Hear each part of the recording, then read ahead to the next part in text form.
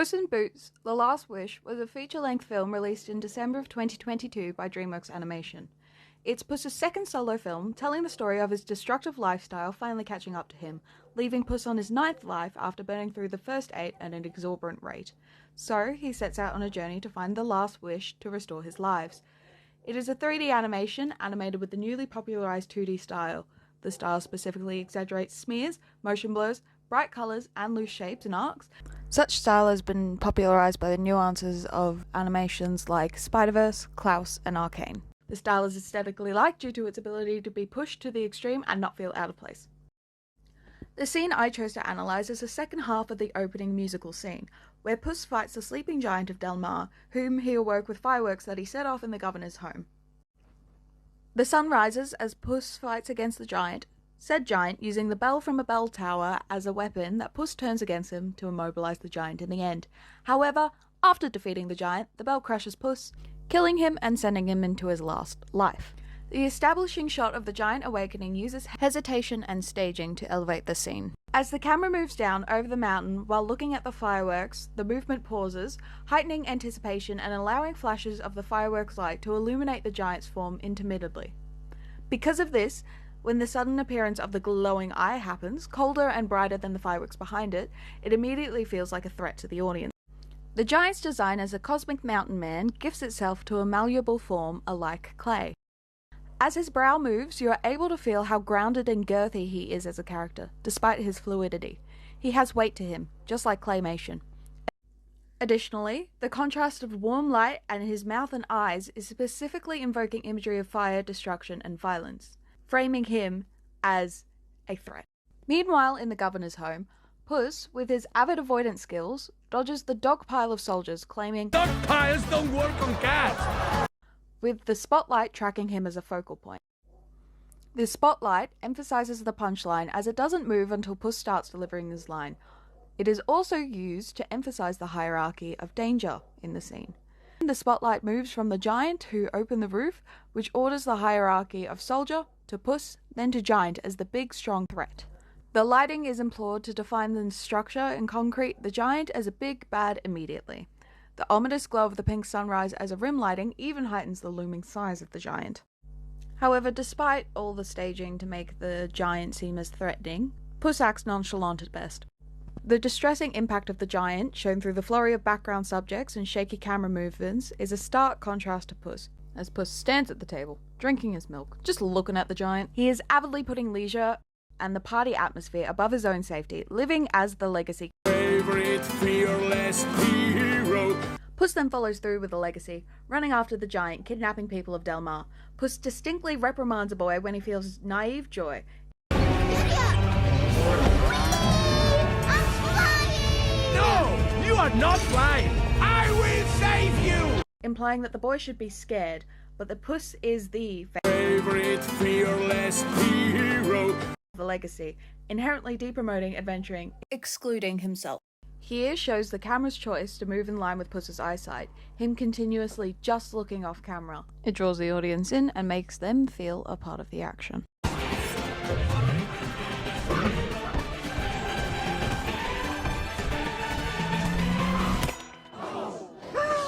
The giant being hurt symbolized by the gold in the background as seen later in the scene, and the crowd all sympathizing with his pain makes the giant more realistic as a three-dimensional villain, rather than a flat, no personality obstacle that Puss has to overcome. These large eyes are a callback to the original film and the original Shrek film, where Puss will enlarge his eyes at any point. It is very cartoonish. However, it does look more natural in the 2.5D style than the original 3D style, because it's more akin to the cartoonish over-exaggeration of facial features. On first glance, this scene is a shot to show the support that Puss is getting from the city and how he's depicted as a public figure.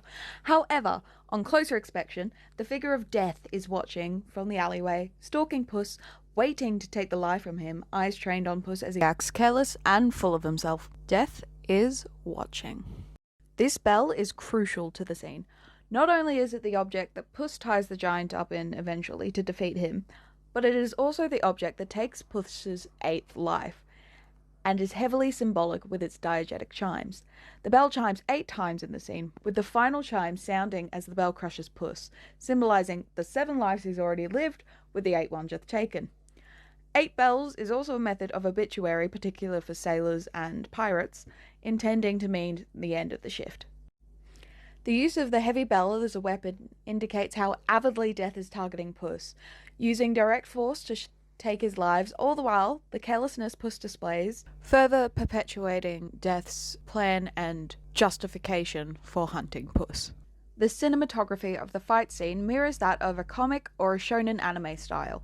It follows the action, framing the movement primarily of Puss as our protagonist as the action pursues.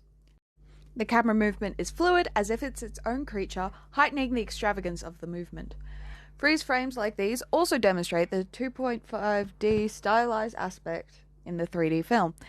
The smears of Puss's paw, the explosion lines of the smoke, are staples of an anime and cartoon action scenes, and being implemented here is what gives the style the 2.5.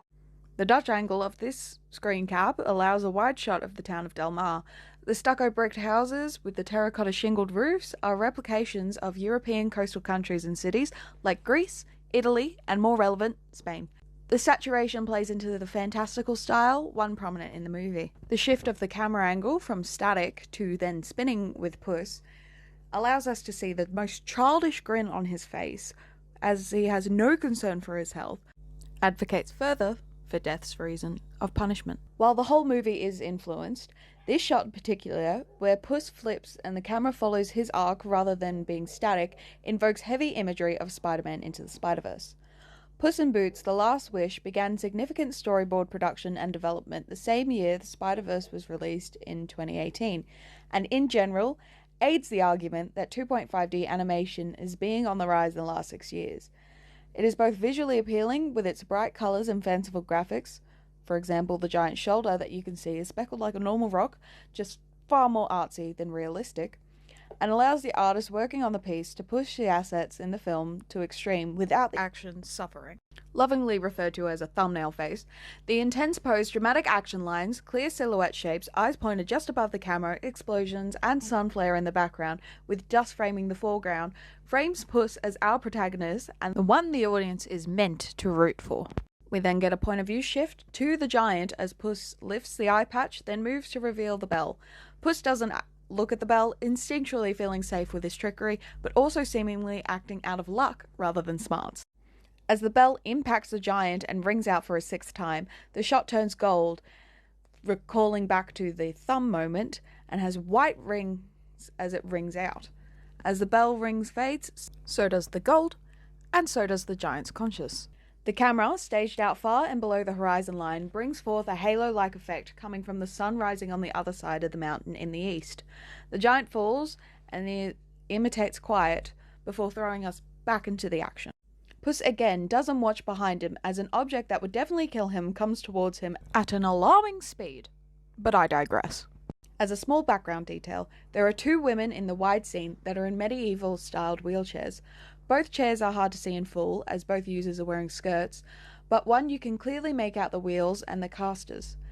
The inclusion of disabled representation in a fairy tale / old-timey environment is quite progressive, but feels accurate to the political evolution of the 2020s. To conclude the scene, Puss peeps back in, has his giant stage personality as your favorite fearless hero, and then gets killed by the bell. The legend will never die! Cut to black.